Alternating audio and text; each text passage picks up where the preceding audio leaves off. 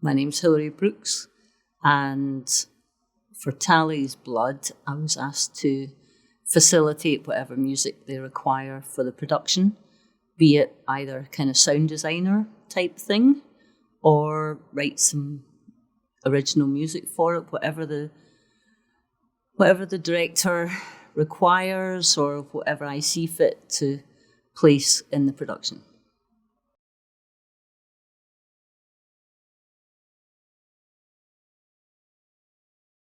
Well, it all begins with the script.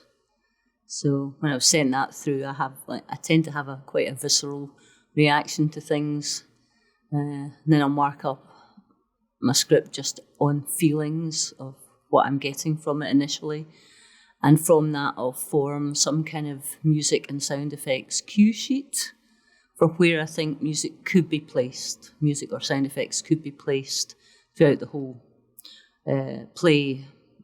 And that happened months and months ago, and I ran it by the director in a meeting, and he was like, "Oh, that's interesting. Okay, yes, obviously there's quite a lot of references to music throughout the piece itself, be these songs or like little instrumental Italian folk songs. There's lots of references like that. So you also included in the music cues, you try and pick out as much that's actually mentioned, actual source music."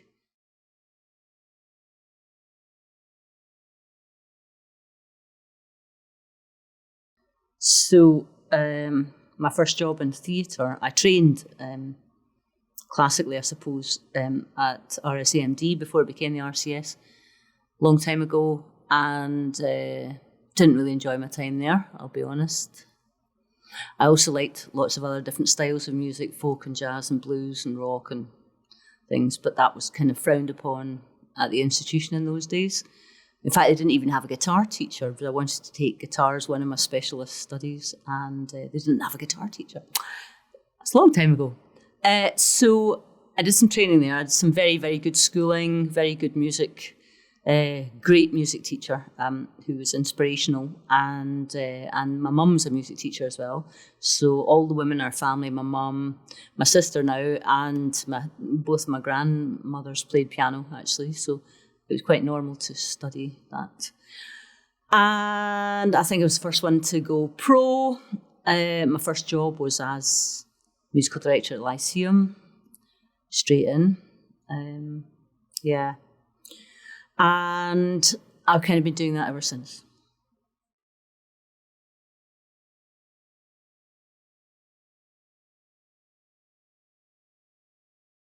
I think the use of music in theatre is kind of similar to, I think people can think of it as like if you're watching a film on your telly or something and you turn the volume down and then you look at a scene in a completely different way without dialogue. And it could go one of 2 or 10 different ways, depending on how the lighting is, how it's presented, the pace of the scene, and ultimately the music, which is a real indicator of kind of maybe emotionally where or dramatically where the scene actually is in the whole story. So the use of music in theatre, you can use it for lots of different purposes to help scene changes if you've got like lengthy scene changes or you're moving location, or there's an underscore for a particularly emotional moment that seems just to require a little bit of something else under it. That's why it's got underscore, so it's not overwhelming in any way. Sometimes you want a big theme to kind of signify some huge moment, like at the end of Act 1, 2 or 3 different love stories in this piece. And each of them has a little variation of a theme. So by the time we reach the end of the reunification of Massimo with Rosanella and the family, his main theme is a kind of bigger orchestral version of little bits that you've heard throughout. So it's a kind of leitmotif. It's quite common. Used to come out of opera, where you would give each of the main characters their own particular theme. So that's Leitmotif, leitmotif, if anybody wants to look it up. It's very handy for kind of shorthand to... You shouldn't really be aware with the music that you're being led anywhere, but if you hear a little something, you go, oh, you know exactly where you are. So I haven't used it an awful lot in this, but there are two main... Well, there's one big love theme that runs all the way through it, Parlami d'amore, which Franco keeps singing all the time, basically, to Bridget, and it kind of bleeds through, but there's a major happy version of it, and then it's like an A and a B tune. So the A tune is really joyous and happy, and the B tune's a little bit more downbeat, but just as heartfelt. So I've used that, the kind of more mature sounding minor, G minor theme, to represent Rosanella and Massimo, and slightly more upbeat, happier for Bridget. And Franco, well, of course, he goes off to, yeah, you know what happens.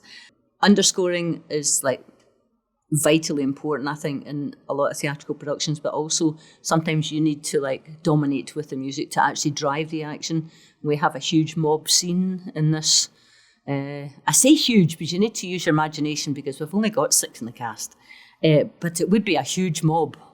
So somehow you need to give, when the shop is attacked, it's like the biggest drama in the whole thing, and it's terrifying for Lucia, the wee one in it, and Rosanella, for everybody, the whole family. They can't believe that their home and their shop is being attacked. So it's quite substantial on paper. In the actual script, all the shouts and banging and lots of sound effects, but it helps to have like a huge chunk of that where they are having to override the music.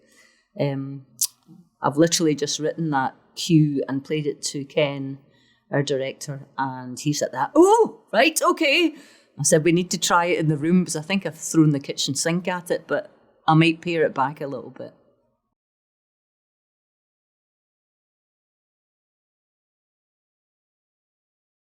The job in this one, I wasn't sure what the job was going to be until we actually get in the room, and then when it starts to come off the page, and you feel a different thing in the rehearsal room from just reading it inside your own head. So it turns out that I am writing some original music for it, and I'm doing arrangements of some of the original folk songs that are mentioned throughout the piece by Anne-Marie, because they're just brilliant themes as well, and immediately take you to like 30s or 50s Italy or whatever. So, or takes you back to like a Scottish country dance or something, which is mentioned. The Gay Gordons is mentioned. So we're using the James Scott Skinner version of that because I'm a fan of James Scott Skinner's writing, and that'll be from the 19th or the 18th century. I don't know. Anyway, you'll all know the tune. So we'll have a little bit of a country dance band moment as well, where, bless her, Bridget is trying to dance, but she's not very good. Is it her? Or is it her and Huey that do that? I think it might be her and Huey that actually do it. Bridget and Huey are doing it. Yeah.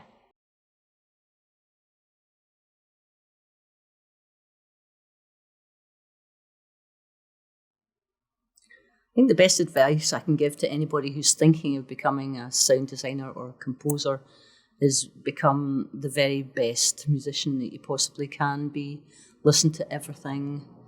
Be aware. Analyse everything when you're watching other theatre shows or films or theatre or TV. Just be very, very aware of the purpose of each of the music cues and try and analyse what it is that makes it work.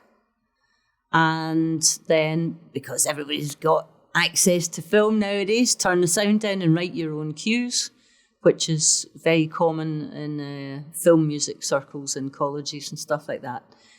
So you can pick your favourite scenes from particular films and treat them in 2 different ways. So, for example, you could have Judy Garland going down the yellow brick road, skipping. But is it about the skipping and her being happy, or is it about the threat in the woods? Do you write her happy skipping theme? and you write a threat in the woods and you decide what's coming before it, what's coming after it, because no music cue in theatre or film and television exists on its own unless it's an advert. Yeah, standalone cue. So it's all part of a bigger whole. And then you look at the musical arc of over the whole piece that you're trying to produce. It could be a 5-minute short or a cartoon or anything at all. But it's like, I think the most important thing is if you want to write music, is to do it regularly and not be scared. Just start it. It's the waiting for the bang, as Arthur Hitchcock used to say. Not that I knew him.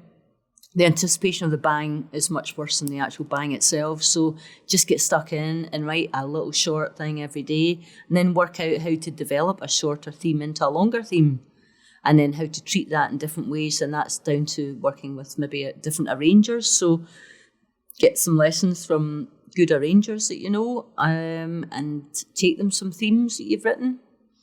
And not necessarily notated, because not everybody reads music. Most people do in the circles that we're talking about, in film, theatre and television, they do. But in rock and pop or whatever, you don't necessarily need to read music. So, but the same thing applies. It's like, how do you write? You've got one great chorus. How do you extend your chorus into a whole song? Is that, well, you need a little bit more story. So there's all sorts of things that apply across the board. So your chorus would maybe have a big emotional, repetitive theme to it, the lyric, and then the story will be held in the verses. So, story, story, story. And then let your imagination run wild. That's it.